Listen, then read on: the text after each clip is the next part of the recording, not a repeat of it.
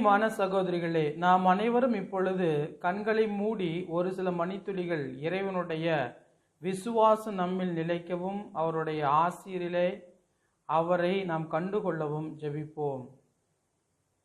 அன்பு ஆண்டவரே, இதோ எங்களுடைய ஆண்டு தியானத்தில் நாங்கள் ஒன்று கூடியிருக்கின்ற இந்த வேளையிலே எங்களை ஆசீர்வதியும்.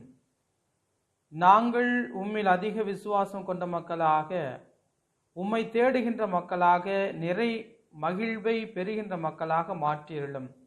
தொடர்ந்து எங்களை வழிநடத்தியருளும் எங்கள் அன்பு இயேசுவே, ஆமேன். அன்பிற்கினிய சகோதரிகளே, நேற்றைய தினம் நாம் இறை வாழ்வை தேடி என்ற தலைப்பிலே பேசினோம். நாம் நிறை வாழ்வை பெறுவதற்கு நாம் கடவுளை நாட வேண்டும், கடவுள் நம்மை நாடுவதற்கு நாம் அனுமதிக்க வேண்டும் என்றும், கடவுளை நாடுவதில் நாம் ஆர்வமிக்கவர்களாக அதே நேரத்திலே உத்வேகமிக்கவர்களாகவும் இருக்க வேண்டும் என்றும் நாம் பார்த்தோம். நேற்றைய தினத்திலே நாம் பார்த்த பொழுது அந்த முதல் எடுத்த உடனே ஒரு ஸ்லைடு நான் போட்டிருப்பேன், ஆனுவல் ரெட்ரீட். அதை நீங்கள் சரியாக பார்த்தீர்கள் என்று தெரியவில்லை. அதில் ஆனுவல் என்பதிலே ஒரு பிழை இருக்கும், நீங்கள் உற்று கவனித்தீர்கள் என்று தெரியவில்லை. அது நான் காரணத்திற்காக வைத்த ஒரு பிழை. பிரியமானவர்களே, நாம் கடவுளை நாடுவது கூட மிக ஆர்வத்தோடும் நாம் உத்வேகத்தோடும் தேட வேண்டும். நேற்றைய தினத்தில் கூட நான் கதையை சொல்லி அதில் ஒரு கேள்வியும் கேட்டேன். அந்த நிழல் யாருக்கு சொந்தம்? கழுதையை விற்றவருக்கு சொந்தமா அல்லது கழுதையை வாங்கியவருக்கு சொந்தமா என்று நான் ஒரு கேள்வியை கேட்டேன். நீங்கள் கூட கேட்டு நினைச்சிட்டே இருக்கலாம், நான் ஃபாதர் கேள்வி கேட்டார் பதில் சொல்லுன்னு. அது முக்கியமே கிடையாது. அதற்கு பிறகு நாம் இயேசுவை, கடவுளை நாடுவதற்கு நாம் ஆர்வமிக்க மக்களாக இருக்க வேண்டும் என்பதுதான் கருத்து. எனவே இன்றைய நாளிலே அதன் தொடர்ச்சியாக நாம் இறை மகிழ்வை பெற வேண்டும் என்றால் நாம் நம்பிக்கை கொண்ட மக்களாக, விசுவாசம் கொண்ட மக்களாக இருக்க வேண்டும். அந்த நம்பிக்கையும் விசுவாசமும் ஒரு தொற்று போன்று இருக்க வேண்டும். நம்பிக்கை என்றால் என்ன?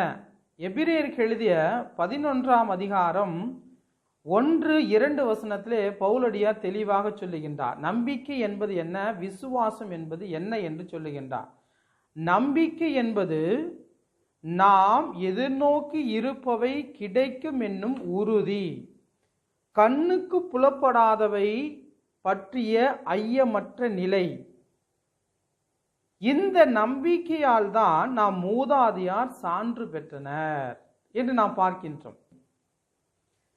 பிரியமான சகோதரிகளே, நம் ஆண்டவர் இயேசு கிறிஸ்து நமக்கெல்லாம் நம்பிக்கை கொடுத்திருக்கின்றார். இன்றைய நாளிலே பார்க்கின்றோம், பேண்டமிக் சூழ்நிலையில கண்டேஜியஸ் என்ற வார்த்தை அதிகமாக பயன்படுத்தப்படுகின்றது. கண்டேஜியஸ், தொற்று. ஆனால் இந்த தொற்று நமக்கும் தேவைப்படுகிறது. என்ன தொற்று என்று பார்த்தால் விசுவாச தொற்று. Let the faith be contagious. விசுவாசம் என்பது, நம்பிக்கை என்பதும் ஒரு தொற்றுதான். ஒருவரிடம் இருக்கின்ற நம்பிக்கையானது மற்ற எல்லோரையும் அது ஈர்க்கின்றது, மற்ற எல்லோருக்கும் அந்த விசுவாசத்தை பரப்புகின்றது. எனவே நம் விசுவாசம் மற்ற எல்லோரையும் சென்று சேர்ந்து ஒரு தொற்றாக மாறி அவர்களுடைய விசுவாசத்தை மாலப்படுத்த உதவ வேண்டும். ஒரு மாணவி என்னிடம் ஒரு கேள்வியை கேட்டார், ஃபாதர், இயேசு என்கிட்ட பேசணும்னா நான் என்ன செய்யணும்? இயேசு என்னிடம் பேச வேண்டும் என்றால் என்ன செய்யணும்? அந்த மாணவி கேட்ட உடனே இது எனக்கு மிகவும் ஒரு தூண்டுதலான இருந்த ஒரு கேள்வியாக அமைந்தது. ஆமா, இயேசு என்னிடம் பேச வேண்டும் என்றால் நான் என்ன செய்ய வேண்டும் என்று நானும் சிந்திக்க ஆரம்பித்தேன். இந்த கேள்வி பலரிடம் கேட்டேன். ஒவ்வொருவரும் ஒவ்வொரு விதமான பதிலை சொன்னார்கள். அந்த மாணவியிடமே இந்த கேள்வியும் கேட்டேன், இயேசு உன்னோடு பேச வேண்டும் என்றால் நீர் என்ன செய்ய வேண்டும் என்று கேட்டேன். உடனே அந்த மாணவி கொஞ்சமும் தயங்காம சொன்னாங்க, நான் இயேசுவில் அதிகமாக விசுவாசம் வைக்க வேண்டும் ஃபாதர் என்று சொன்னார்கள்.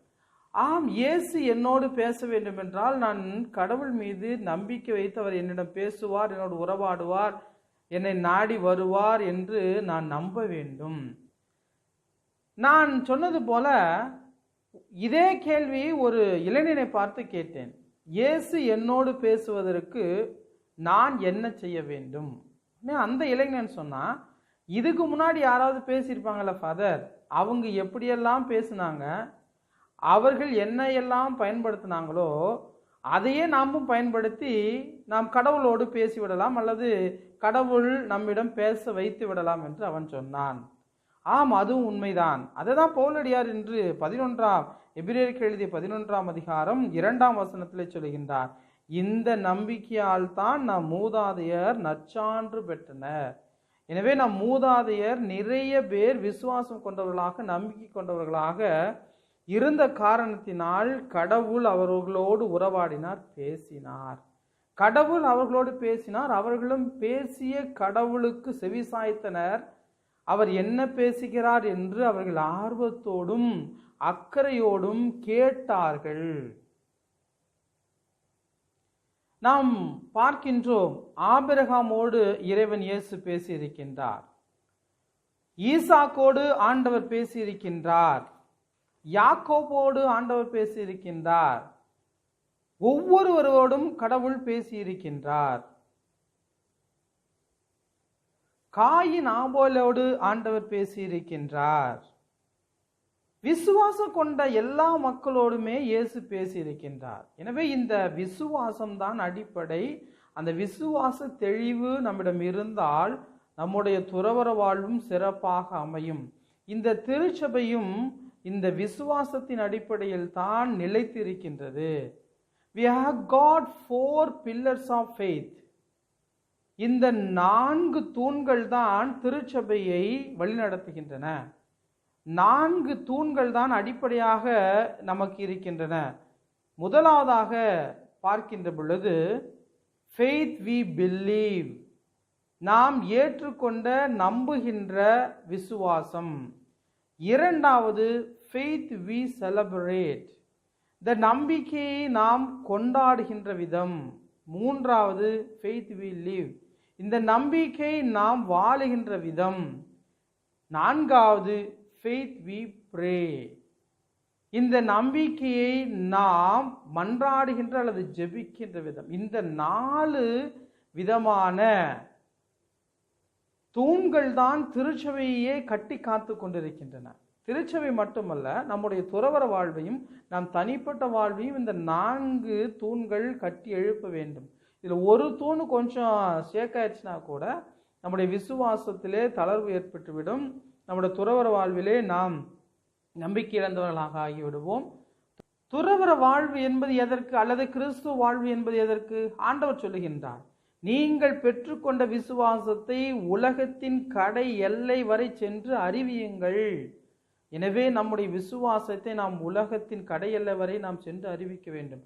அதற்கு முதலிலே நான் என்னுடைய விசுவாசத்திலே ஆழமான நம்பிக்கை கொண்டவனாக, விசுவாசத்தில் ஊன்றி இருக்கக்கூடியவராக நாம் இருக்க வேண்டும். பிரியமான சகோதரிகளே, விசுவாசத்தை பெற்றால் மட்டும் போதாது, மாறாக அந்த விசுவாசத்தை நமக்கு பயன்படுத்த தெரியணும். அந்த நம்பிக்கையை நான் பயன்படுத்த தெரியணும். அப்படி பயன்படுத்த தெரிந்தால் மட்டும்தான் இந்த விசுவாசம் என்பது ஒரு தொற்றாக மாறி மற்றவரையும் நம்மை விசுவாசத்தில் இழுத்து கொள்ளக்கூடியதாக மாறும். விசுவாசம் என்பதை நாம் பார்க்கின்ற பொழுது பவுலியடியார் சொல்வது போல, நம்பிக்கை என்பது நாம் எதிர்நோக்கி இருப்பவை கிடைக்கும் என்ற உறுதி. ஒன்று, நாம் எதிர்நோக்கி இருப்பவை கிடைக்கும் என்ற உறுதி. இரண்டாவது, கண்ணுக்கு புலப்படாதவை பற்றிய ஐயமற்ற நிலை. மூன்றாவது, நம் மூதாதையர்கள் பெற்ற நம்பிக்கையினுடைய உறுதித்தன்மை. நான்காவது, உலகம் முழுவதையும் கடவுளின் சொல்லால் உருவாக்கப்பட்டது என்றும் காணப்படாதவன் என்று காணப்படுகிறவை உண்டாயின என்று நம்பிக்கையாலேயே புரிந்து கொள்கின்றோம். What is seen was made from things that are not visible. நாம் இன்று பார்க்கின்ற இந்த பொருட்கள் எல்லாம் ஒன்றும் இல்லாமையிலிருந்து கடவுள் உருவாக்கினார். அந்த நம்பிக்கை, கடவுள் எல்லாவற்றையும் கொடுப்பார் என்ற நம்பிக்கை, அந்த நம்பிக்கையை நாம் ஆழமாக புரிந்து கொண்டால் இந்த நம்பிக்கையை நாம் மற்றவருக்கும் நிச்சயமாக பரப்ப முடியும். நம்பிக்கை எப்பொழுது செயல்படுகிறது? நம்பிக்கை எப்பொழுது செயல்படுகிறது என்றால், நாம் அமைதியான இதயத்தை கொண்டவர்களாகவும் அமைதியான மனநிலையும் கொண்டவர்களாக இருக்கின்ற பொழுது இந்த நம்பிக்கையானது செயல்படுகிறது.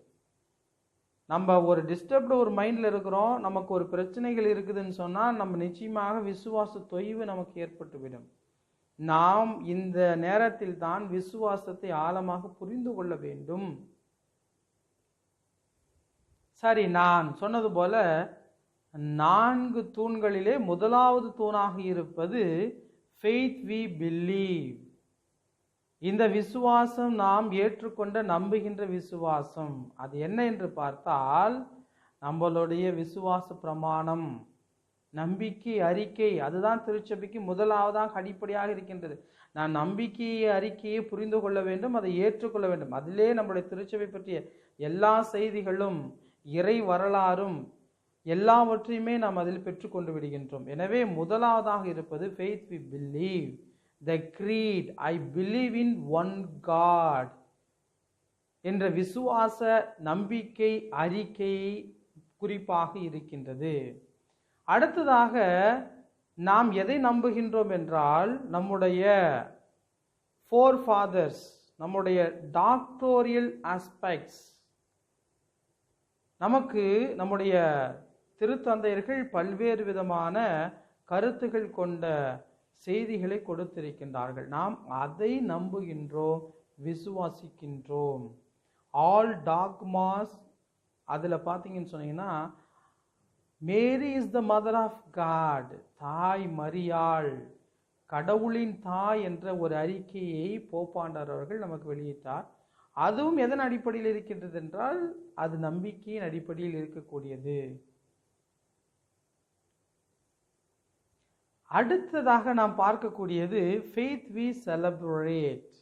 நாம் கொண்டாடுகின்ற விசுவாசம் அல்லது கொண்டாடுகின்ற நம்பிக்கை. கொண்டாடும் நம்பிக்கை என்று பார்க்கின்ற பொழுது அது 7 sacraments, 7 திருவருட்சாதனங்களையும், the Eucharist, திருப்பலியையும் நாம் விசுவாசத்தோடு கொண்டாடுகின்றோம், நாம் நம்பிக்கையோடு கொண்டாடுகின்றோம். அதுதான் நமக்கு எல்லா விதமான ஆற்றலையும் தரக்கூடியதாக இருக்கின்றது. எனவே நமக்கு இந்த திருவருட்சாதனைகளை பற்றி தெளிவான புரிதல் நமக்கு இருக்க வேண்டும். திருவருட்சாதனை பற்றி நாம் எல்லா விதமான நம்பிக்கையோடு ஏற்றுக்கொண்ட மக்களாக இருக்க வேண்டும். அதே போன்று திருப்பலியிலும் நாம் நம்பிக்கை கொண்டவர்களாக இருக்க வேண்டும். திருப்பலியிலே ஆண்டவருடைய இறை பிரசனம் இருக்கின்றது என்று விசுவசிப்பவர்களாக, அதற்கு நாம் வாழ்விலே அதிகமான முக்கியத்துவம் கொடுக்கக்கூடிய மக்களாக நாம் இருக்க வேண்டும். அடுத்ததாக இந்த விசுவாசத்தை நாம் வாழ வேண்டும். இந்த விசுவாசத்தை வாழுவது என்பது ஆண்டவர் கொடுத்த 10 கட்டளைகளை நமது வாழ்க்கையில் அடிப்படையாக கொண்டு வாழ வேண்டும். அது கடவுள் கொடுத்தது என்று நாம் அதை பெற்றுக்கொள்ள வேண்டும். அதை விடுதலை பயணம் 20ஆம் அதிகாரம் 1 முதல் 17 வரை உள்ள திருவசனங்களை படிக்கின்ற பொழுது நாம் இந்த 10 கட்டளையை பெற்றுக்கொள்கின்றோம். கடவுள் கொடுத்தார். இது மனிதர் ஒவ்வொருடைய இதயங்களிலும் எழுதப்பட்டதாக இருக்கின்றது. அவர் கிறிஸ்துவர்களாக இருக்கலாம், எந்த விதமான மதத்தை சார்ந்தவர்களாக இருந்தாலும் ஒவ்வொருவரும் இதை ஏற்றுக்கொண்டுதான் ஆக வேண்டும். யாரும் இதை மறுதலிக்கவே முடியாது. அவர் கடவுளை வேண்டுமானாலும் மறுதலிக்கலாம், கடவுள் இல்லை என்று வேணாலும் ஒருவர் சொல்லலாம். ஆனால் இந்த 10 கட்டளைகளை யாருமே மறுக்க முடியாது. எனவே இந்த விசுவாசத்தை நாம் நமது வாழ்க்கையிலே கடைபிடிக்க வேண்டும், வாழ வேண்டும் என்று ஆண்டவர் நமக்கு அழைப்பிடுக்கின்றார். குறிப்பாக இந்த துறவற வாழ்விலே நாம் எதை செய்கின்றோமோ இல்லையோ, இந்த 10 கட்டளைகளையும் நமது வாழ்க்கையிலே நாம் கண்டிப்பாக கடைபிடிக்கும் மக்களாக இருக்க வேண்டும். அன்பு சகோதரிகளே, இந்த 10 கட்டளைகளை சற்று விரிவாகவே நாம் பார்ப்போம். ஏனெனில் அது மிக அடிப்படையான விசுவாசத்தை நாம் வாழ்வதற்கு உதவி செய்யக்கூடியதாக இருக்கின்றது. விடுதலை பயணம் 20ஆம் அதிகாரம் 1 முதல் 17 வரை உள்ள இறை வார்த்தைகள். கடவுள் அருளிய வார்த்தைகள் எவையே? நானே உன் கடவுளாகிய ஆண்டவர். அடிமை வீடாகி எகிப்து நாட்டின்று உன்னை வெளியேறச் செய்தவர். என்னை தவிர வேறு தெய்வங்கள் உனக்கு இருத்தல் ஆகாது. மேலே விண்ணுலகில் கீழே மண்ணுலகில் பூமிக்கடியே நீர்த்திரளில் உள்ள யாதொன்றின் சிலையோ ஓவியத்தையோ நீ உருவாக்க வேண்டாம். அவற்றிற்கு பணிபுரி புரியவோ வேண்டாம். ஏனெனில் உன் கடவுளும் ஆண்டவருமாகிய நான் இதை சகித்து கொள்ள மாட்டேன். என்னை புறக்கணிக்கும் மூதாதையாரின் பாவங்களை பிள்ளைகள் மேல் 3ஆம் 4ஆம் தலைமுறை மட்டும் தண்டித்து தீர்ப்பேன் என்று ஆண்டவர் சொல்லுகின்றார். இதுவரைக்கும் கடவுளை பற்றிய அவர் மீது நாம் நம்பிக்கை கொள்ள வேண்டும், அவரை எவ்வாறெல்லாம் நாம் ஏற்றுக்கொள்ள வேண்டும் என்று தெளிவாக சொல்லுகின்றார். கடவுள், நான் உங்களுக்கெல்லாம் இதெல்லாம் செய்திருக்கின்றேன், அதனால நான் தான் உங்களுடைய கடவுள், நீங்கள் வேறு கடவுள்களையோ வேறு தெய்வங்களையோ நீங்கள் வழிபடக்கூடாது என்று ஆண்டவர் ஆழம் திருத்தமாக நம்மை பார்த்து சொல்லுகின்றார். மாறாக என் மீது அன்பு கூர்ந்து என் விதிமுறைகளை கடைபிடிப்போருக்கு 1000 தலைமுறைக்கும் பேரன்பு காட்டுவேன். நாம் கடவுள் கொடுத்த கட்டளைகளை, விதிமுறைகளை அன்பு கூர்ந்து அதை ஏற்றுக்கொண்டு மகிழ்ச்சியோடு ஏற்றுக்கொண்டு இந்த கட்டளைகளை எல்லாம் ஒரு சிரமம் பார்க்காம, கடவுள் கொடுத்த இந்த கட்டளைகள் எனக்கு நல்வாழ்வு தருவதற்கான ஒன்று என்று நாம் விசுவாசத்தோடு நம்பிக்கையோடும் அதை நாம் ஏற்றுக்கொண்டு வாழ்கின்ற பொழுது நாம் 1000 தலைமுறைக்கும் பேரன்பு காட்டுவேன் என்று சொல்லுகின்றார். நம்ம எல்லாம் நிறைவாக ஆஸ்வதிப்பேன் என்று கடவுள் சொல்லுகின்றார். உன் கடவுளாகிய ஆண்டவரின் பெயரை வீணாக பயன்படுத்தாதே. முதல் கட்டளைக்கு இவ்வளோது ஒரு விளக்கம் ஆண்டவர் கொடுத்துட்டாரு. 2வது கட்டளைக்கு வராரு, ஆண்டவருடைய பெயரை வீணாக பயன்படுத்தாதே. நம்ம அது எதுக்கு எடுத்தாலும் உடனே சத்தியம் பண்ணிடுறோம், அல்லது சத்தியம் பண்ணுறது மட்டும் அல்லாமல் நம்ம நேர்த்தி செலுத்துவோம். அது கடவுள் பேரை வீணாக சொல்கிறது தான். எல்லாத்துக்கும் இதை நேர்த்தி செய்கிறது. இதை ஒன்றா உடனே நான் இப்படி செய்கிறேன், நான் காணிக்கை செலுத்துகிறேன் அப்படின்னு சொல்லி அது தவறல்ல. மாறாக நாம் செய்த அந்த நேர்த்தி கடனை பூர்த்தி செய்திருக்கிறோமா? நாம் பல சமயத்தில் அதை சொல்கிறோம், மறந்துடுறோம். திருச்சபை சொல்லுது, பங்கு தந்தை அவர்கள் இதற்கான விலக்கு அளிக்க முடியும். இப்போ நான் வேளாங்கண்ணிக்கு போயிட்டு அடுத்த மாதம் நான் ஒரு காணிக்கை செலுத்துறேன்னு நம்ம வேண்டியிருக்கிறோம். ஆனால் அங்கே போவதற்கு முடியாத ஒரு சூழல் ஏற்படுதுன்னு வச்சுக்குவோம். நம்ம என்ன செய்யலாம்னா அந்த காணிக்கையை வேறொரு ஆலயத்தில் கூட செலுத்தலாம். அதற்கு நம்ம திருச்சபை நமக்கு வாய்ப்பு அளிக்கின்றது. கடவுள் அதையும் ஏற்றுக்கொள்கின்றார். ஆனால் சும்மா ஆண்டவர் அப்படியே சொல்றது, வீணாக அவர் பெயர் சொல்றதுன்னு சொன்னால் நம்ம சத்தியம் செய்கிறது மட்டுமல்ல, மாறாக நாம் நேர்ச்சி கடன் செலுத்துவேன் என்று சொல்லி செலுத்தாமல் இருப்பது கூட ஆண்டவர் பெயரை நாம் வீணாக சொல்வது தான்.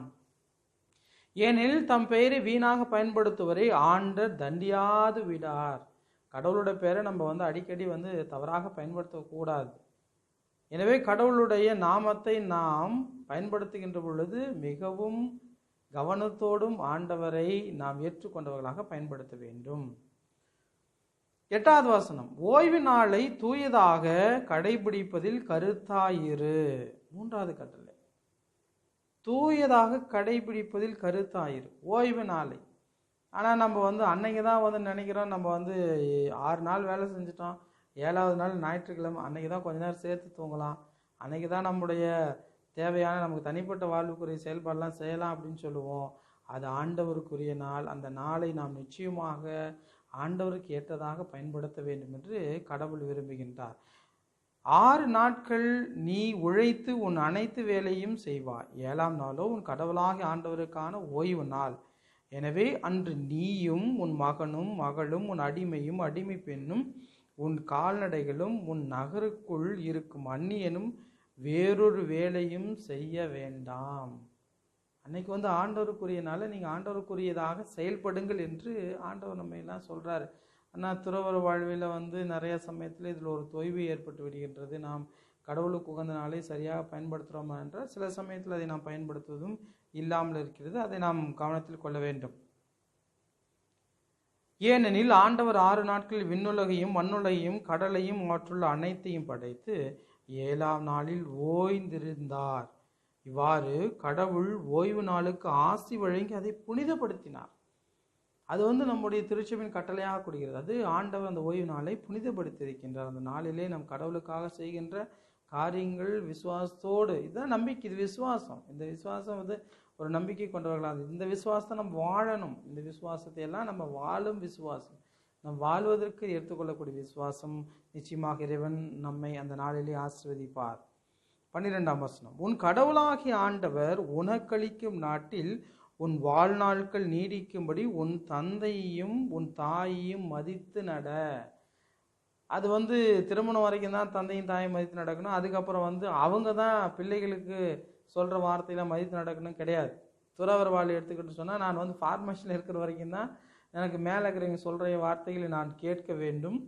நான் அதை முடிச்சுட்டேன்னா மற்றவங்க பெரியவங்க சொல்கிறத கேட்காம இருக்கணும் அப்படிங்கிறது கிடையாது.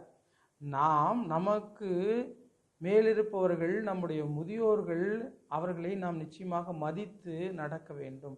அவர்கள் வார்த்தைக்கு செவிமடுத்து நடக்க வேண்டும். வெளியில் போயிட்டு ஒரு சகோதரன் உள்ளே வராரு.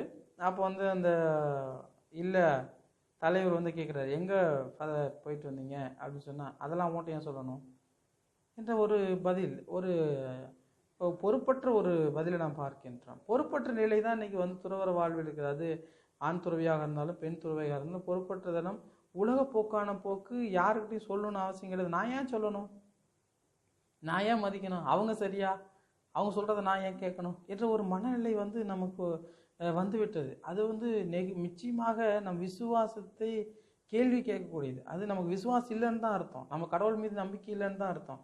அப்படி நம்பிக்கை இருந்திருந்தால் நம் தாய் தந்தை மதித்தினர் என்று கடவுள் சொல்லுகின்ற அந்த வார்த்தையை ஏற்றுக்கொண்டு நிச்சயமாக நம்ம வந்து பெரியவர்கள் சொல்கிற வார்த்தையை நம்ம கேட்டு மதித்து நடப்போம். அவர்கள் சொல்லுகின்ற செயல் அவர்கள் அனுபவத்திலிருந்து சொல்கிறாங்க என்பதை நாம் ஏற்றுக்கொள்ள முடியும். நம்ம எவ்வளோ பெரிய ஆளாக இருந்தாலும், அது பெரியவர்களாக இருந்தாலும் சரி, சின்னவங்களாக இருந்தாலும் சரி, நமக்கு நல்லது சொல்கிறாருன்னு சொன்னால் நம்ம அதை ஏற்றுக்கொள்ளக்கூடிய மனநிலைக்கு வர வேண்டும். அதுதான் வாழும் விசுவாசம். அதான் விசுவாசம். நான் வந்து எனக்கு விசுவாசம் இருக்குது, நம்பிக்கை இருக்குன்னு சொன்னால் அது எப்படி வெளிப்படுத்துறதுன்னா இந்த வகையில் தான் நாம் வெளிப்படுத்த முடியும். எனவே துறவற வாழ்வு இது கொஞ்சம் கஷ்டமான சூழ்நிலை தான். ஆனாலும் நாம் நம்முடைய பெரியவர்களை, தாய் தந்தை மதித்து நடந்தான்ற சொல்வது போல, நமக்கு மேல் இருப்பவர்களை, பொறுப்பில் இருப்பவர்களுடைய வார்த்தைக்கு செவிமடுத்து அதை ஏற்றுக்கொண்டு நாம் நடக்க வேண்டும். நிச்சயமாக அப்பொழுது ஆண்டவர் நம்மை ஆசீர்வதிப்பார், நம்முடைய செயல்பாடுகள் ஒவ்வொன்றையும் ஆசீர்வதிப்பார். இவ்வளோ தூரம் ஆண்டவர் இதற்கெல்லாம் முக்கியத்துவம் கொடுத்து 4 கட்டளைகளுக்கு இவ்வளோ தூரம் நம்ம வந்து 12 வசனம் வரைக்கும் சொல்லிட்டார். அடுத்தது வரதெல்லாம் வந்து ஒரே வார்த்தையில் ஆண்டவர் சொல்லி முடித்து விடுவார். அதுக்கான விளக்கமே தேவையில்லை, அது எல்லோரும் செய்யணும் அப்படின்னு சொல்லி விடுவார். அடுத்ததாக 13, கொலை செய்யாதே. கொலை செய்யறதுங்கிறது வந்து யாரையாவது எடுத்து நம்ம கத்தி எடுத்து குத்தி அவனை கொலை பண்ணுறது மட்டும் கொலை கிடையாது. அவருடைய நற்பெயரை கெடுப்பது கூட ஒரு கொலைதான். அவரை பற்றி பேக் பைட்டிங், புரணி பேசுவது, அவனை பற்றி நாம் புரணி பேசி அவங்களுடைய நற்பெயரை கெடுக்கக்கூடியதும் ஆண்டவர் சொல்லக்கூடிய அடிப்படையிலே ஒரு கொலை செய்வதற்கான ஒரு செயல்பாடு தான். எனவே நாம் புறம் கூறக்கூடாது. நாம் ஆண்டவரிலே நம்பிக்கை கொண்ட மக்களாக, அவர்களை ஏற்றுக்கொண்ட மக்களாக நாம் இருக்க வேண்டும். நாம் புறம் கூறக்கூடாது. இதுதான் பிலிப்பியருக்கு எழுதிய 2ஆம் அதிகாரம் 3ஆம் வசனத்தில் தெளிவாக பவுலடியார் சொல்றார். கட்சி மனப்பான்மைக்கும் வீண் பெருமைக்கும் இடம் தர வேண்டாம். மனத்தாழ்மையோடு மற்றவர்களை உங்களிலும் உயர்ந்தவராக கருதுங்கள். அவங்க செய்கிற செயலை நம்ம உயர்ந்தா கருதாமல் நம்ம என்ன பண்ணுறோம், எது செஞ்சா இதுவா, இது இப்படி தான் செய்யும், அந்த செயல் இப்படி தான் இருக்கும், இதெல்லாம் வந்து ஒரு பெரிய விஷயமா அப்படின்னு சொல்லிட்டு மற்றவர்களை தரக்குறைவாக நினைக்கக்கூடியதாகவும் மற்றவர்கள் ஒன்றிணைந்து தவறாக பேசக்கூடிய ஒரு புரணி பேசக்கூடியதும் இருக்குது. 4 பேர் சேர்ந்துட்டா 5வது பேரை பற்றி தான் துறவற வாழ்வில் பேசுகிறோம். எனவே ஆண்டவர் அதை வேண்டான்னு சொல்கிறார். அப்படி தவறாக பேசக்கூடியது அது உண்மையாகவே இருந்தாலும் நாம் அதை வந்து பெரிதாக மற்ற எல்லாருக்கும் தெரிகிற மாதிரிலாம் பேசவே கூடாது. நம்ம வந்து அது இல்லாமல் ஒரு விஷயம் உண்மையாக இல்லைன்னா கூட வேணுக்குன்னே அதை பற்றி நம்ம பேசுறது எத்தனையோ சூழ்நிலைகள் இப்படிலாம் இருந்திருக்கு. எனவே அப்படி நாம் புறம் கூறக்கூடாது, அதுவும் நற்பெயரை கெடுக்கக்கூடாது.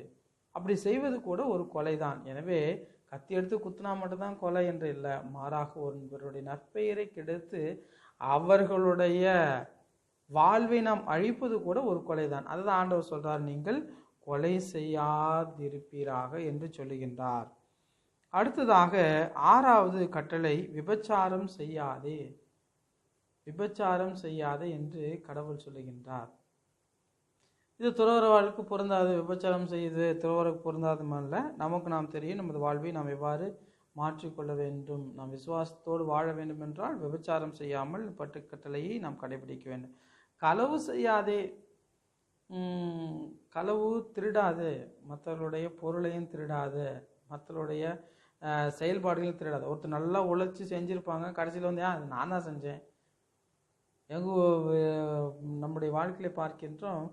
போய் பார்த்தோம்னு சொன்னால் ஒரு நல்ல மரம் வளர்ந்துருக்கும். யாரை கேட்டாலும் இந்த மாதிரி நான் தான் நட்டேன், நாரம் தான் நட்டேன்னு சொல்லுவாங்க. எத்தனை பேர் இப்போ ஒரே மரத்தை நட்டிங்க அப்படின்னு சொல்லி நம்ம கேட்க வேண்டியதாக இருக்கும். அப்படி நம்ம என்ன பண்ணுறோன்னு சொன்னால், பிறருடைய நற்பெயரை கூட நம்ம களவு செய்யக்கூடாது. அவங்க உழைத்தார்கள், அவங்க செஞ்சாங்கன்னு சொன்னால் அவர்களுக்குரியது அதை நாம் கொடுக்க வேண்டும். மற்றொரு பொருளை நாம் கவரக்கூடாது என்று சொல்கின்றது. உலகத்திலே நிச்சயமாக எல்லா மனிதர்களுக்கும் கடவுள் எல்லாவற்றையும் கொடுத்திருக்கின்றார். ஆனால் அதை நாம் ஒவ்வொருவரும் எவ்வாறு பயன்படுத்துகின்றோம் என்பதை பொறுத்து தான் அமையும். அதை காந்தியடிகள் தெளிவாக சொல்லுவார். நீங்கள் 6 மாதம் வரை ஒரு பொருளை பயன்படுத்தவில்லை என்றால் அந்த பொருள் உங்களுக்கு சொந்தம் அல்ல, நீ யார்கிட்டயோ வந்து அதை திருடி வச்சிருக்கிறேன்னு அர்த்தம். நான் 6 மாதம் என்பதை நான் 2 வருடமாக கூட வைத்துக்கிறேன். 2 வருஷமாக நம்முடைய வாழ்க்கையில் அல்லது நம்மளோட ரூமில் ஏதாவது ஒரு பொருளை பயன்படுத்தாமல் வச்சுருக்குறோம் அப்படின்னு சொன்னால் அது யோசிச்சு பாருங்கள், அது யாருக்கு சொந்தமானது? அது யாருடைய பொருளையும் நான் கவர்ந்து வச்சுருக்கிறான் அல்லது களவு செய்திருக்கிறேன். நான் போயிட்டு அடுத்த பொருளை திருடுறது மட்டும் கிடையாது, நாம் வந்து பொருட்களை மற்றவர்களுக்கு கொடுக்காமல் புடிங்கி வச்சுக்கிறதுக்கும் திருட்டு என்று தான் பொருள். எனவே களவு செய்யாதிருப்பாய் என்று சொல்கிறார். அடுத்ததாக, பிறருக்கு எதிராக பொய் சான்று சொல்லாது. துறவற வாழ்வில் வந்து இது வந்து அடிக்கடி நடக்கூடியது. பிறருக்கு எதிராக பொய் சான்று சொல்லாதே, மற்றவர்களை குறை கூறி அவங்களுக்கு நல்லதே இல்லாத செயல்களை நீங்கள் செய்யாதே என்று ஆண்டவர் சொல்லுகின்றார். 10வது கட்டளை, பிறர் வீட்டை கவர்ந்திட விரும்பாதே. பிறர் மனைவி, அடிமை, அடிமை பெண், மாடு, கழுதை அல்லது பிறருக்குரியது எதையுமே கவர்ந்திட விரும்பாதே. இன்னைக்கு வந்து துறவற வாழ்வில் இதுவும் ஒரு குறையாகத்தான் இருக்கின்றது. உரிமை கொண்டாடுவது, இது எனக்கு தான் சொந்தம், இது என்னோட இது அப்படின்னு சொல்லி பிறருடைய பொருளை உரிமை கொண்டாடு. ஒரு நட்பு வட்டாரத்தில் இருப்பவர்களை இவர் எனக்கு தான் சொந்தம், மற்றவங்க யாராவது அவர்கிட்ட பேசிட்டா போச்சு, ஐயோ ஏன் பேசுகிறீங்க அப்படின்னு சொல்லி அவர்களுக்கு பொறாமை எண்ணம் கொண்டவர்களாக மாறக்கூடிய சூழ்நிலை கூட துறவற வாழ்வில் இருக்கின்றது. டோன்ட் பொசஸ் எனிதிங், எதையுமே நீங்கள் பொசஸ் பண்ணாதீங்க. எனக்கு தான் அப்படின்னு சொல்லி நம்ம துறவற வாழ்வில் எதுவுமே கிடையாது. கடவுள் மட்டும்தான் நம்ம ஏற்றுக்கணும். எதுவுமே இது எனக்கு மட்டும்தான், இந்த நண்பன் எனக்கு மட்டும்தான், இந்த இவர் எனக்கு மட்டும்தான் சொந்தம், இந்த பொருள் எனக்கு மட்டும்தான், எனக்கும் சொந்தம் என்று சொல்வது வேற, எனக்கு மட்டும்தான் அப்படின்னு சொல்லி நாம் சொல்லுவதே அதை கவர்ந்து விடுவது. அந்த பொருளை நம்ம வந்து கவர்ந்து எனக்கு மட்டும்தான் அப்படின்னு வச்சுக்கிற மனநிலையை அதையும் காண்டவர் வேண்டாம் என்று நம்மை பார்த்து சொல்லுகின்றார். அதை நம்ம செய்யக்கூடாது என்று அது 10 கட்டளையாகவே ஆண்டவர் கொடுத்திருக்கின்றார். ஏன்னா பிரியமானவர்களே, நாம் விசுவாசத்தை வாழ வேண்டும். எனக்கு விசுவாசம் இருக்குது, அந்த விசுவாசத்தை எப்படி வாழ்றது அப்படின்னு சொன்னால் இதன் மூலமாகத்தான் வாழ முடியும். இது மட்டும் அல்லாமல் நம்மளுடைய நீதி நெறியிலும் நாம் வந்து இந்த விசுவாசத்தை கண்டிப்பாக கடைபிடித்து வாழ வேண்டும். துறவற வாழ்க்கைக்கு இது மிக அவசியம். இந்த நீதி நெறியோடு நாம் வாழ வேண்டும். Moral aspect, faith we live என்பதில் பார்த்தோம்னு சொன்னால் அந்த மாரல் ஆஸ்பெக்ட் ரொம்ப முக்கியமானது. நீதி நெறியோடு நம் வாழ்க்கை நடத்த வேண்டும். கலாத்தியர் எழுதிய 5ஆம் அதிகாரம் 19 முதல் 21 வரை உள்ள இறைவார்த்தைகள். ஊனியல்பின் செயல்கள் யாவருக்கும் தெளிவாய் தெரியும். இது சொல்லவே வேண்டாம், எல்லாத்துக்கும் தெளிவாக தெரியும். இதுக்கு விளக்கமே தேவையில்லைன்னு சொல்லி பவுலடியார் சொல்லுகின்றார். அவை பரத்தமை, கெட்ட நடத்தை, காமவெறி, சிலை வழிபாடு, பில்லி சூனியம், பகைமை, சண்டை சச்சரவு, பொறாமை, சீற்றம், கட்சி மனப்பான்மை, பிரிவினை, பிளவு, அழுக்காறு, குடிவெறி, களியாட்டம் முதலவே ஆகும்.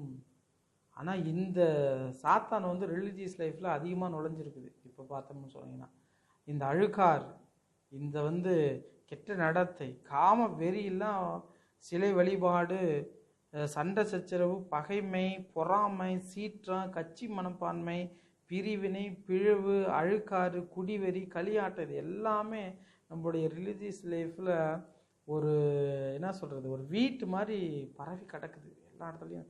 இது பரவி கிடக்கிறத பார்க்கின்றான். அதெல்லாம் பரவி இருந்ததுன்னா நம்மளுடைய விசுவாசத்தை நம்மால் நிச்சயமாக மற்றவர்களுக்கு எடுத்து கூற முடியாது. நம் விசுவாசத்தை நாம் பரப்ப முடியாது.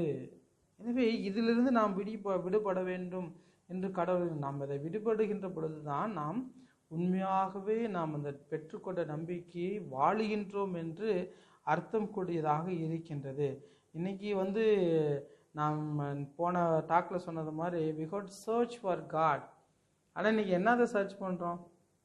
we always search for our cellphone. அந்த செல்ஃபோன்லேயே கூகுள் ஜின்னு போட்டாவே ஏதாவது தேடணும்னா உனக்கு நம்ம கூகுள் ஜி தான் தேடுறோம். அவர் தான் நமக்கு எல்லாமே கொடுக்குற மாதிரி இருக்கிறோம். ஆண்டவர் தான் நம்ம கொடுப்பார். அவர் எல்லாம் கொடுக்குற மாதிரி நம்ம தேடுறோம். அதில் இல்லாததே கிடையாது. எல்லாவற்றையுமே அதில் வைத்திருக்கின்றார்கள். அதை நாம் சரியான விதத்தில் பயன்படுத்துவர்களாக இல்லை என்றால் இதில் சொல்லியிருக்கிற இந்த ஊர்நீழ்பில் செயல்கள் எல்லாத்துக்குமே நம்ம அடிமையாக மாறிவிடுவோம். எனவே நம்ம விசுவாசத்தை வாழ வேண்டும் என்றால் இந்த ஊனியல்பு செயல்களில் நம்ம நிச்சயமாக விடுபட வேண்டும். அது நமக்கே தெரியும். நம்ம உட்காந்து சிந்தித்து பார்க்கின்ற பொழுது இந்த ஊனியல்புக்கான செயல்பாட்டில் நான் எப்படி வாழ்கிறேங்கிறது நமக்கே தெரியும். நம்ம பல சமயத்தில் கடவுள் நமக்கு வெளிப்படுத்துவார். ஆவியானவர் நமக்கு இதை வெளிப்படுத்துவார். நம்ம என்ன செய்கிறோன்னு சொன்னால் அதை செவிமடுக்காமல் எங்கே என்னுடைய ஊனியல்பு செயல்பாட்டிலேருந்து வெளியில் வந்துடுவோன்ற பயம் கூட சில பேருக்கு இருக்குது. ஏன் நல்லவனாக மாறிடணும்னோ? ஏனென்றால் நல்லவராக வாழ்வது மாறுவது என்பது மிக கடினம். நம் மனமாற்றம் பெறுவது மிகவும் கஷ்டமான ஒரு செயல். எனவே அந்த கஷ்டமானத்தை அனுபவிக்கிறதுக்கு நம்ம விரும்புறது கிடையாது. அதனால் நம்ம அந்த ஊனியல்பிலே வாழ்ந்துகிட்டே இருந்தால் ஈஸியாக போயிடும் பார்த்தீங்களா அப்படின்னு சொல்லிட்டு நிறைய பேர் நம்ம அந்த ஊன்பியிலே வாழக்கூடிய மக்களாக இருக்கின்றோம். ஆனால் அப்படி வாழ்ந்தால் நம்முடைய விசுவாசத்தை நாம் ஒருபோதும் பறைசாற்ற முடியாது, வாழ முடியாது, அதை பரப்ப முடியாது. ஆனால் அதுதான் நமக்கு கொடுக்கப்பட்ட மிகப்பெரிய ஒரு கட்டளை. நாம் நம்முடைய விசுவாசத்தை வாழ வேண்டும், மற்றவர்களுக்கு பரப்ப வேண்டும். எனவே ஊனியல்புக்கு எதிரான செயல்பாடுகளை நம்ம சிந்தித்து பார்த்து அதற்கு மாற்று வழியை கண்டுபிடித்து நாம் மாறுவதற்கு முயற்சி செய்ய வேண்டும். நான்காவதாக இருக்கின்ற அந்த தூண் faith we pray. நாம் பெற்ற விசுவாசம் ஜபத்தின் வழியாக வெளிப்படுத்த வேண்டும். மத்தேயு நற்செய்தி 6ஆம் அதிகாரம் 9 முதல் 13 வரை உள்ள ஆண்டவர் நமக்கு கற்றுக் கொடுத்த அந்த ஜபம், விண்ணுலகில் இருக்கின்ற எங்கள் தந்தையே என்று ஆண்டவர் கற்றுக் கொடுத்த ஜபத்தை நாம் ஜெபிக்க வேண்டும். அந்த ஜபத்தை ஜெபிப்பதன் மூலமாக நம் விசுவாசத்தை ஏற்றுக்கொண்ட மக்களாக மாறுகின்றோம். இது மட்டுமல்லாமல் நம்முடைய ஜெபங்கள் மன்றாட்டுக்கள் எல்லாம் ஆண்டவரை நோக்கிதாக இருக்க வேண்டும். நம்முடைய மூதாதையர்களை பார்க்கின்ற பொழுது அவர்கள் எல்லாருமே ஜெபித்தார்கள். அவங்களுடைய ஜெபங்கள் எல்லாம் மிகவும் போற்றுதற்குரிய ஜெபமாக இருந்தது. எல்லாருடைய ஜெபத்தையும் பார்த்தா ஆபிரகாமினுடைய ஜெபம், ஈசாக்கின் ஜெபம், யாக்கோபினுடைய ஜெபம் எல்லாம் கடவுளுடைய ஒன்றிப்பே இருக்கக்கூடிய ஜெபமாக இருந்தது. It's a personal prayer. அவர் கடவுள்கிட்ட அவங்க தேவையானதை கேட்கக்கூடிய ஒரு ஜெபமாக இருந்தது, மன்றாடக்கூடிய ஒரு ஜெபமாக இருந்தது, நன்றி செலுத்தக்கூடிய ஜெபமாக இருந்தது. எனவே நம்மளுடைய ஜெபம் மக்களுக்காக நம்ம ஜெபிக்க வேண்டும். கடவுள் நம்ம கொடுத்துட்டாருன்னா அதுக்கு நன்றி செலுத்த வேண்டும். அதே போன்று நமக்கு தேவையான ஆற்றலை தர வேண்டும் என்று கடவுளிடம் ஜெபிக்க வேண்டும். எனவே அந்த ஜெபத்தில் நாம் கொண்டுள்ள நம்பிக்கை நம்முடைய கம்யூனிட்டி லைஃப்லையும் கூட நம்முடைய பொது ஜெபத்தில் நம்ம ஆர்வத்தோடு ஈடுபட வேண்டும். அதுதான் நம்ம கடவுள் கொடுத்த விசுவாசத்தை நம்ம கடைபிடிப்பதற்கான அர்த்தம்.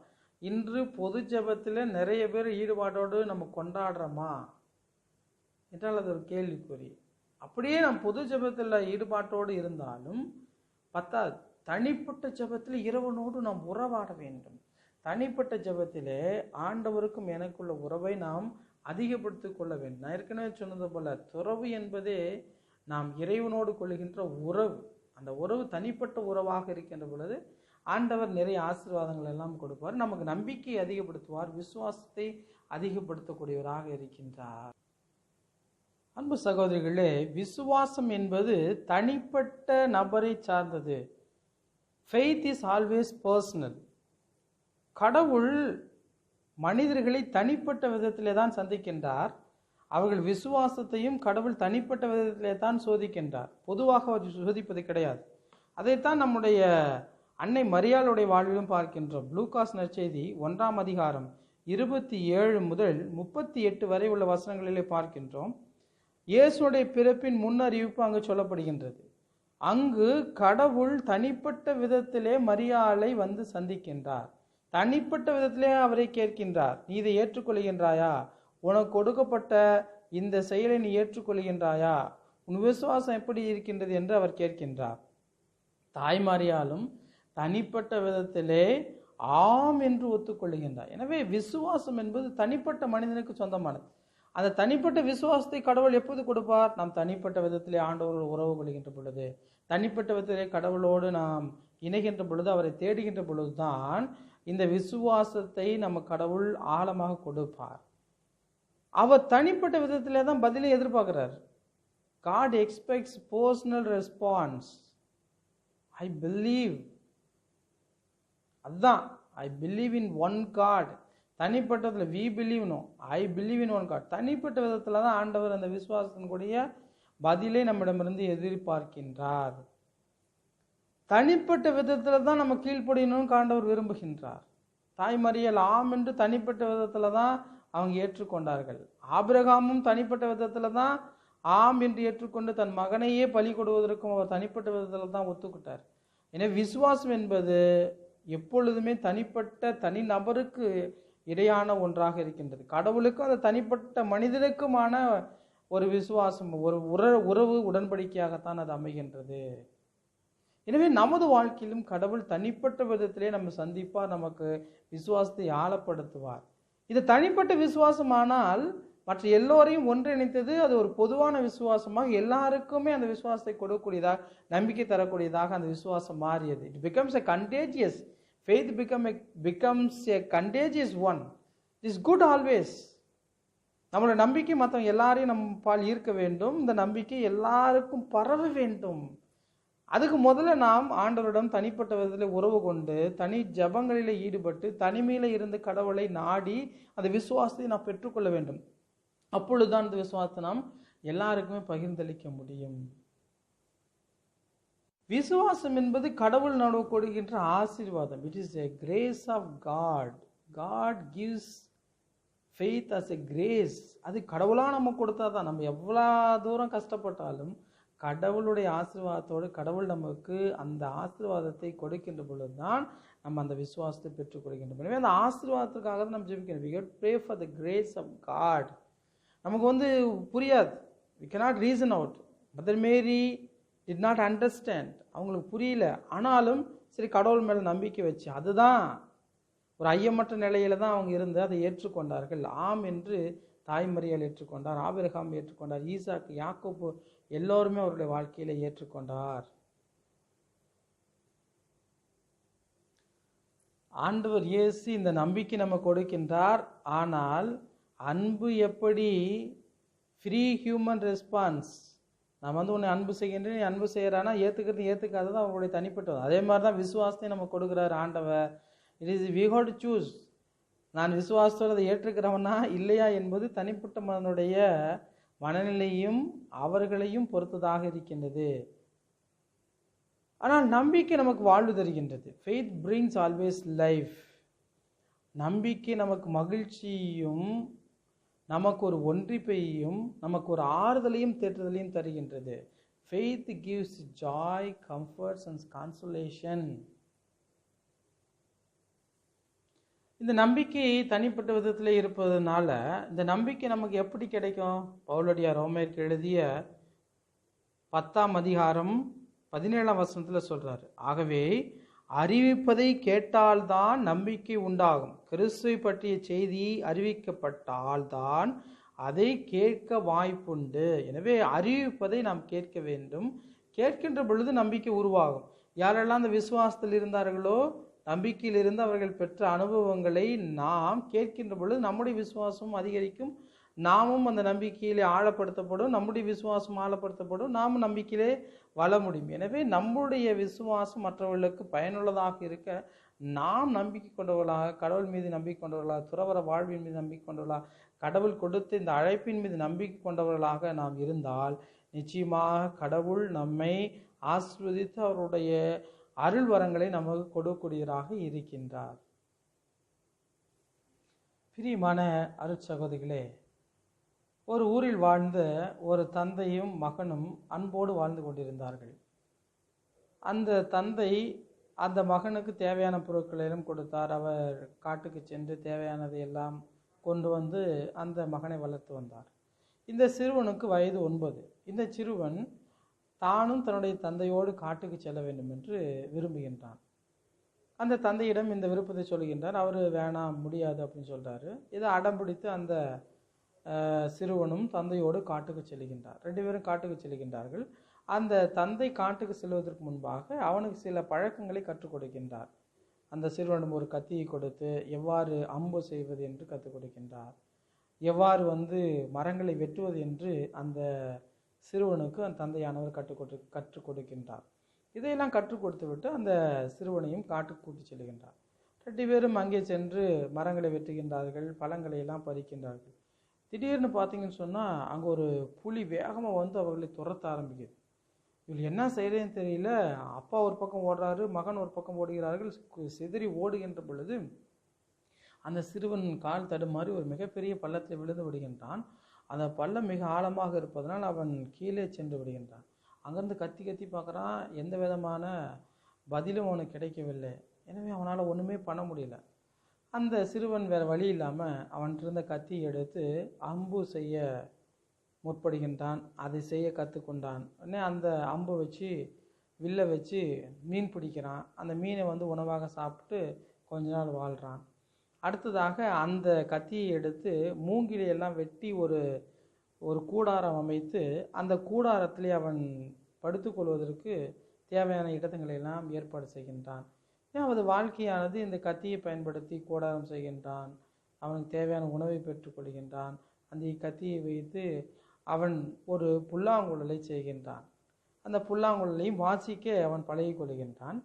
அப்படியாக அந்த சிறுவன் அந்த புல்லாங்குழலை ஒரு நாள் வாசித்து கொண்டிருக்கின்ற பொழுது அந்த காட்டிலே இருந்தவர்கள் இதை கேட்டு விட்டார்கள். காட்டுவாசிகள் இதை கேட்டு எல்லோரும் அந்த சிறுவனை சூழ்ந்து அவன் ஏதோ தங்களை தாக்க வருகின்றான் என்று நினைத்து அந்த சிறுவனை கொல்வதற்காக வில் அவர்கள் எல்லாம் பயன்படுத்தி அவர்களை தாக்குவதற்கு முயற்சி செய்கின்றார்கள்.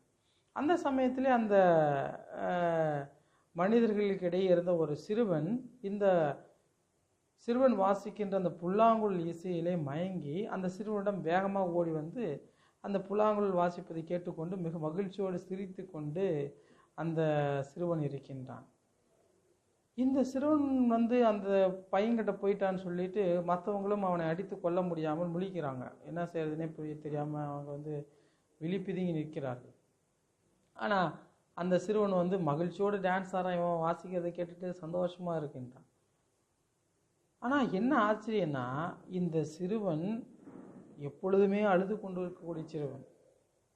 ஆனால் இப்பொழுது தான் அந்த புல்லாங்குழல் இசையை கேட்டு அவன் மகிழ்ச்சியோடு சந்தோஷத்தோடு ஆடி பாடுவதை பார்த்து மற்ற எல்லாருமே ரொம்ப மகிழ்ச்சி அடைகின்றார்கள். எனவே அந்த சிறுவனை அவர்களோடு சேர்த்து கொள்கின்றார்கள். எனவே இந்த சிறுவனும் அங்கே போய் கொஞ்சம் கொஞ்சமாக அவர்களுக்கு கற்றுக் கொடுக்குறான். அந்த கத்தியை பயன்படுத்தி எப்படி கூடாரம் அமைக்கணும் அப்படின்னு சொல்லி எல்லாரும் கற்றுக் கொடுக்குறான். அவங்களும் கூட ஆரம்பிக்கிறாங்க. சிறுவனும் கொஞ்சம் கொஞ்சமாக வளர்றான். தேவையான பொருட்களை எல்லாம் அவங்களுக்கு படகு செஞ்சு கொடுக்குறான். இப்படியாக எல்லாவற்றையும் செய்து இதை கேட்டோன்னே அவர்களுக்கும் சந்தோஷமாகி இந்த சிறுவன் கொஞ்சம் கொஞ்சம் வளர்ந்து ஒரு இளைஞனாகி கடைசியில் அந்த மக்களுக்கு எல்லாம் ஒரு தலைவனாகவே மாறிவிடுகின்றான். பிரியமான சகோதரிகளே, இந்த சிறுவன் கத்தி வைத்திருந்தாலும் அந்த கத்தியை பயன்படுத்த தெரிந்தது. அந்த கத்தியை அவன் பயன்படுத்தினான். அந்த கத்தியை பயன்படுத்தி அவன் அந்த காட்டிற்கே ராஜாவாக ஆகக்கூடிய நிலைக்கு மாறினான். அதே போன்றுதான் நமக்கும் விசுவாசம் நம்மிடம் இருக்கின்றது. அந்த விசுவாசத்தை நாம் பயன்படுத்த தெரியணும். கத்தி அந்த சிறுவன் எவ்வாறு பயன்படுத்தினா அதுபோல் விசுவாச நம்பிக்கை கடவுள் நமக்கு கொடுத்துருக்கிறார், நமக்கு இருக்குது. அதனால தான் நம்ம கிறிஸ்துவர்களாக துறவிகளாக இருக்கின்றோம். ஆனால் அந்த விசுவாசத்தை நாம் எவ்வாறு பயன்படுத்துகின்றோம்? புனிதர்கள் எல்லாம் அந்த விசுவாசத்தை சிறப்பாக பயன்படுத்தலாம். அதுவும் நம்மளுடைய மிகப்பெரிய புனிதராக இருக்கின்ற புனித அந்தோனியார் அவர்கள் தனது வாழ்க்கையிலே இந்த விசுவாசத்தை மிக அழகாக பயன்படுத்தினார். புனிதர் ஒரு நாள் திருப்பாடல்களை எல்லாம் படித்து குறிப்பெடுத்து வைப்பார். எனவே அந்த திருப்பாடல் இருந்த ஒரு புத்தகத்திலே அவர் எழுதி வைக்கின்ற பொழுது அந்த திருப்பாடல் புத்தகமானது ஒரு நாள் காணாமல் போயிடுச்சு. அந்தோனியார் தான் காணாமல் பொருளை கண்டுபிடிப்பார். எனவே அந்த சூழ்நிலையிலையும் அது காணாமல் போயிடுச்சு சொல்லிட்டு இவர் ஆண்டவரோட போய் மன்றாடு விசுவாசத்தோடு ஜெபிக்கிறாரு. எப்படியாவது இந்த நூல் எனக்கு கிடைக்கணும் அப்படின்னு சொல்லிட்டு அவர் ஜெபிக்கிறார். இதை வாசிப்பதற்காக எடுத்து சென்ற இன்னொரு சகோதரருக்கு இவர் அந்தோனியார் ஜெபிக்க அவருடைய உள் மனசுல ஒரு நடுக்கம் உருவாகின்றது. ஏதோ ஒரு கலக்கம் உருவாகுது. இவருக்கு புரியல, என்னடா அது, ஏன் நம்ம இப்படி ஆகுதுன்னு சொல்லி அந்த சகோதரர் விழித்து கொண்டிருக்கின்றார். அப்போதான் அவருக்கு புரியுது, ஒருவேளை இந்த நான் புத்தகத்தை அந்தோனியரிடம் எடுத்து வந்து விட்டேன், அதனால ஏதோ நடக்குதோ அப்படின்னு சொல்லிட்டு அங்கே போய் பார்க்குறாரு. அங்கே அந்தோனியர் ஜெபித்து கொண்டு இருக்கின்றார். அந்தோனியர் ஜெபிக்கிறத பார்த்தோன்னே இவருக்கு இன்னும் உடம்பெல்லாம் ஒரு உதறல் ஏற்படுகின்றது. எனவே அங்கே அந்த இடத்து ஓடி வந்துடுறாரு. சிறிது நேரம் கழித்து அவர் அந்தோனியருக்கே தெரியாமல் அந்த திரு பாடல் நூலை கொண்டு போய் அங்கே வச்சிடுறார். அதை வச்ச உடனே தான் இவருக்கு ஒரு அமைதி சாந்தம் கிடைக்கின்றது. அந்தோனியார் அவருக்கு கிடைச்ச விசுவாசத்தை கடவுள் கொடுப்பார்ன்ற விசுவாசத்தோடு ஜெபித்தார். அவர் பெற்றுக்கொண்டார். அந்த பெற்றுக்கொண்ட விசுவாசத்தான் அவர் எல்லாவற்றுக்கும் பரப்புகின்றார், தொற்றாக பரவுகின்றது. இன்னைக்கு வரைக்கும் நம்ம அந்தோனியரிடம் எதை ஜெபித்தாலும் அவர் நம்ம கொடுக்கக்கூடியவராக இருப்பதற்கு காரணம் அவர் கடவுள் மீது வைத்திருந்த நம்பிக்கை, விசுவாசம். அந்த விசுவாசம் தான் இன்னைக்கு உலகம் முழுவதும் இருக்கின்ற மக்களுக்கும் பரவி இருக்கின்றது. அந்த இயேசு கிறிஸ்து கொடுப்பார் என்ற நம்பிக்கையை வளர்த்திருப்பதை நாம் பார்க்கின்றோம். எனவே இப்படி நிறைய புனிதர்கள், நம்மளுடைய சபையை தோற்றுவித்த சகோதரிகள், நம்முடைய சபையை தோற்றுவித்த அசிசி பிரான்சிஸ், இவர்கள் எல்லாருமே கடவுள் மீது விசுவாசத்தை கொண்டிருந்தார்கள். அந்த விசுவாசத்தையும் அவர்கள் மக்கள் எல்லோருக்கும் பரப்பினார்கள். அது ஒரு தொற்றாக மாறி நிறைய மக்களை அவர் பக்கம் இழுத்தது, இயேசுவின் பக்கம் இழுத்தது, கடவுள் பக்கம் இழுத்தது. இன்றைக்கு திருச்சபையிலே நிறைய துறவிகள் இருப்பதற்கு அடிப்படையான காரணம் அவர்கள் கடவுள் மீது வைத்திருந்த நம்பிக்கை. எனவே இந்த நம்பிக்கை தான் அடிப்படை. நம்முடைய துறவற வாழ்விலே நாம் மகிழ்ச்சியோடும் துறவற வாழ்விலே நிறை மகிழ்வையும் இறை ஆசீரும் பெறுவதற்கு அடிப்படை இந்த விசுவாசம். கடவுள் இருக்காரு, கடவுள் கொடுப்பார நம்பிக்கையோடு இருக்கின்ற பொழுது இந்த விசுவாசத்தால் நிறைய நம் மன்றாட்டுகளை நாம் பெற்றுக்கொள்ள முடியும். அந்த விசுவாசம் மக்களுக்கும் நம்மளால் பரப்ப முடியும். எனவே அந்த விசுவாசத்தை பெற்ற மக்களாக நம் இருக்க சகோதரிகளே, உங்களை அன்போடு அழைக்கின்றேன். இந்த விசுவாசத்தை நாம் எப்படி வளர்க்க முடியும் என்று பார்த்தால், நம்முடைய ஜெப வாழ்வு மூலமாகத்தான் இதை நாம் வளர்க்க முடியும். அதான் நம்முடைய கான்ஸ்டிடியூஷனுடைய 3வது பகுதியாக இருக்கக்கூடியது அவர் லைஃப் ஆஃப் ப்ரேயர். அதில் தெளிவாக அவர் சொல்லுகின்றார்கள். அதிலே லூகாஸ் நற்செய்தி 6ஆம் அதிகாரம் 12ஆம் வசனம் தான் நமக்கு அடிப்படையாக ஜெபத்திற்கு அடிப்படையாக கொடுக்கப்பட்டிருக்கின்றது. Jesus went out into the hills to pray and the whole night he continued in prayer to God. இரவு முழுவதும் அவர் ஜெபித்தார். எனவே ஆண்டவர் இயேசு ஜெபித்தார், நமக்கு கற்றுக் கொடுத்தார். அந்த ஜெபத்தின் மூலமாகத்தான் நாமும் அதை செய்ய வேண்டும் என்று நம்மளுடைய கான்ஸ்டிடியூஷனும் மேற்கோள் காட்டுகின்றது. அதை நாம் செய்ய வேண்டும். அதே போன்று 1 பேதுரு 2ஆம் அதிகாரம் 9ஆம் வசனத்தையும் நம்முடைய கான்ஸ்டிடியூஷன் நமக்கு மேற்கோளாக கொடுத்திருக்கின்றது. If you have to share fully this transformation and to witness to Jesus Christ, then prayer is necessary. நாம் பெற்றுக்கொண்ட இறை ஆசிரியையும் இறைவனுடைய விசுவாசத்தையும் நாம் பரப்ப வேண்டும் என்றால் அதற்கு அடிப்படையாக இருப்பது ஜெபம். எனவே அந்த ஜெபத்தை நாம் செய்ய வேண்டும் என்று சொல்லுகின்றார்கள். என்ன வகையான ஜெபங்களெல்லாம் செய்யணும் அப்படின்னு சொன்னால், நம்முடைய constitution chapter 3 verse 40 is giving devotion to the Eucharist. The Eucharist should involve our whole life. நம்மளுடைய நற்கரணை நம்ம வாழ்வு முழுவதையுமே நிரப்ப வேண்டும். நம்முடைய வாழ்வை முழுமையாக நற்கரை தான் நிரப்ப வேண்டும், வேற எதுவும் நிரப்பக்கூடாது. மற்றவர்களுடைய சிந்தனை செயல்பாடுகள் எல்லாத்துலேயுமே நாம் நற்கரை நிரம்ப வேண்டும் என்றுதான் கான்ஸ்டிடியூஷன் சாப்டர் 3 verse 40 நமக்கு தெளிவாக கொடுக்கின்றது. இரண்டாவதாக சொல்லக்கூடியது the prayer of the church. இந்த திருச்சபை நம்ம கொடுத்த ஜெபத்தை நாம் கண்டிப்பாக செய்ய வேண்டும். In order to strengthen this union, we shall often recall the presence of God. We shall look at the daily events in the spirit of faith, thus renew our pure intention in our words. எனவே நம்மளுடைய குழும ஜெபத்திலே நாம் ஈடுபாட்டோடு செயல்பட வேண்டும். திருச்சபை நம்ம கற்றுக் கொடுத்திருக்கிற இந்த ஜெபத்தை நாம் நிச்சயமாக சொல்லுகின்ற பொழுது நம்முடைய வாழ்வானது மாற்றம் அடைகின்றது என்பதையும் இந்த கான்ஸ்டியூஷன் சாப்டர் 3:42 நமக்கு தெளிவாக விளக்குகின்றது. மூன்றாவதாக ரெக்கன்சிலியேஷன். அதுலேயும் நம்மளுடைய விசுவாசத்தை நம்ம வெளிப்படுத்த முடியும். The sister should be given an opportunity to approach the sacrament of reconciliation at least once a month and also whenever there is need. அருட்சகோதரிகள் இந்த ஒப்புரவு அருட்சாதனத்தை மாதத்திற்கு ஒரு முறையாவது பயன்படுத்தி கொள்ள வேண்டும். எப்பொழுதெல்லாம் வாய்ப்பு கிடைக்கிறதோ அப்பொழுதெல்லாம் அவர்கள் இந்த ஒப்புரவு அருட்சாதனத்தை பயன்படுத்தி கொள்ள வேண்டும் என்று நம்மளுடைய கான்ஸ்டியூஷன் வேர்ஸ் 44 சாப்டர் 3 தெளிவாக சொல்லுகின்றது. எனவே இதை நாம் பயன்படுத்த அன்போடு அழைக்கின்றார்கள். அடுத்ததாக முக்கியத்துவம் கொடுக்கிறார்கள். 45 பார்க்கின்றோம், personal prayer. We shall attach much importance to our personal prayer as a means to make progress in our spiritual life. நம்ம ஆன்மீக வாழ்வு வளர வேண்டும் என்றால் அதற்கு நம்முடைய தனிப்பட்ட ஜெபம் மிக முக்கியம் என்று அவர் சொல்லுகின்றார். எனவே தனிப்பட்ட ஜெபத்திலே நாம் ஈடுபட வேண்டும். அடுத்ததாக silence. This is essential to create an atmosphere of prayer in our communities, to be united to Christ and to come to know ourselves and others in a deeper way. அமைதி என்பது மிக மிக முக்கியமானது. நம்மளுடைய குழும வாழ்விலே அமைதி என்பது நம்மை ஆண்டவரோ கிறிஸ்துவோடு இணைப்பதற்கும், நம்மை நாம் கடவுளோடு இணைத்துக் கொள்வதற்கும், நம்மை மற்றவரோடு இணைத்துக் கொள்வதற்கும் இது ஒரு உந்துகோலாக ஒரு சூழ்நிலை அமைத்து கொடுக்கின்றது என்று சொல்லுகிறார். எனவே நாம் அதிக நேரத்தை மௌனத்திலே, சைலன்ஸ், அமைதியிலே செலவிட வேண்டும் என்று நம்முடைய கான்ஸ்டியூஷன் நமக்கு சொல்லிக் கொடுக்கிறது.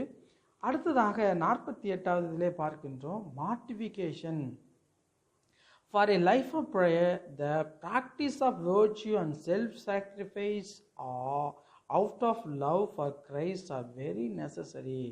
Therefore, we shall offer to the Heavenly Father together with the Christ's sacrifice the weariness in our daily works and the mortification needed to live our community life well. நம்மளுடைய வாழ்வை நாம் மாற்றிக்கொள்ள வேண்டும். We got to mortify ourselves. கடவுளுக்காக, இறைவனுக்காக நாம் துன்ப துயரங்களை எல்லாம் ஏற்றுக்கொள்ள வேண்டும். குடும்ப வாழ்விலே கஷ்டங்கள், துன்பங்கள், துயரங்கள் இருக்கும். அதெல்லாம் நாம் ஏற்றுக்கொள்ள வேண்டும். அது கடவுளுடைய இயேசு கிறிஸ்துனுடைய பாடுகளில் நாம் பங்கேற்பதற்கும் பயன்படும். அதே போன்று நாம் அடிக்கடி இந்த ரெக்கன்சிலியேஷன், இந்த ரெட்ரீட், தியானம், நம் ஒடுக்கம் இதெல்லாம் அதிகமாக நாம் ஈடுபட வேண்டும். The first Sunday of each month we will keep kept as the monthly recollection day. நம்முடைய கான்ஸ்டியூஷன் 49 paragraph 1 சொல்லுது, the first Sunday of each month will be kept as the monthly recollection day. மாதத்தினுடைய முதல் ஞாயிறு நம்முடைய ஒடுக்க நாளாக அல்லது தியான நாளாக நாம் பெற்றுக்கொள்ள வேண்டும். அதை செய்யணும் அப்படின்னு சொல்லி நம்முடைய கான்ஸ்டியூஷன் சொல்லுது. ஒருவேளை அப்படி அந்த நாட்களிலே நாம் அந்த ரெக்கலேஷன் வைக்க முடியலன்னு சொன்னால் வேறொரு நாளை நாம் கண்டிப்பாக பயன்படுத்த வேண்டும். வேறொரு நாளை நாம் அதற்காக நிர்ணயிக்க வேண்டும் என்று நமக்கு சொல்கிறது. Chapter 3 verse 49 paragraph 2. Every sisters must make a retreat, annual retreat. During these days we shall experience God in everything and deepen our commitment in our service to humanity. நாம் கடவுளை அனுபவிக்க வேண்டும். எல்லா வகையிலுமே, ஜபத்தில், நம்முடைய செயல்பாடுகளில், நம்முடைய வார்த்தையில், நம்முடைய சிந்தனையில், நம்முடைய சொல்ல, எல்லாத்துலேயுமே நம்ம என்ன செய்யணும்னு சொன்னால் we shall experience God in everything. எல்லாத்துலேயுமே கடவுளை நான் அனுபவிக்க வேண்டும். and deepen our commitment to our service to humanity. நம்மளுடைய திருச்சபை நமக்கு கற்றுக் கொடுத்தது, நம்முடைய சபை நமக்கு சொல்லக்கூடிய preferential option to the poor, மக்களுக்கு, இந்த இறை குலத்துக்கு நாம் பணி செய்வதற்கு இந்த தியானமானது உதவ வேண்டும் என்று நமக்கு சொல்லுகின்றார்கள். அடுத்ததாக devotion to the blessed virgin Mary, அது மிக அவசியம். நம்ம ஜெபமாலை சொல்லணும். பேராகிராஃப் 50 பேராகிராஃப் 1 verse 50 சொல்கிறாங்க, we shall have a tender devotion to the Virgin Mary. We shall see in her our model. நம்முடைய தாய்மரியை நம்முடைய வாழ்வுக்கு முன்னுதாரணமாக வைத்து அவர் மீது நாம் நம்பிக்கை கொண்டவர்களாக அவருக்கு நாம் we got to give devotion. இறுதியாக சாப்டர் 3 verse 50 paragraph 2 இவ்வாறாக நிறைவு செய்கிறது. All the exercises of piety that are prescribed by the congregation will be done by us in common. நாம் செய்கின்ற எல்லா விதமான இந்த ஜெப வாழ்வு, ஆன்மீக வாழ்வு, இது எல்லாமே பொதுவாக நாம் எல்லாரும் ஒன்றிணைந்து பொதுவிலே வைத்து செய்யக்கூடியதாக இருக்க வேண்டும். அப்பொழுது நம்முடைய உறவு ஆனது மேம்படும், நமது விசுவாசமானது மேம்படும், ஒருவர் மீது வைத்திருக்கின்ற அன்பானது மேம்பட்டு இந்த திருச்சபையிலும் நம்முடைய துறவற வாழ்விலும் இறைவனை முழுமையாக சுவைக்க முடியும், விசுவாசத்திலே வளர முடியும் என்று நம்முடைய கான்ஸ்டியூஷன் நமக்கு தெளிவாக சொல்லுகின்றது. எனவே சகோதரிகளே, நாம் இந்த திருச்சபையை கற்றுக் கொடுக்கின்ற திருச்சபையினுடைய முக்கியமாக இருக்கக்கூடிய அந்த 4 தூண்களையும் நமது வாழ்விலே கடைபிடிப்பவர்களாக, விசுவாசத்தை பெற்றுக்கொண்ட மக்களாக இருப்போம். எனவே பிரியமான சகோதரிகளே, நம்முடைய விசுவாச தூண்களை கட்டி காப்போம். 4 தூண்கள்: faith we believe, faith we celebrate, faith we live, faith we pray.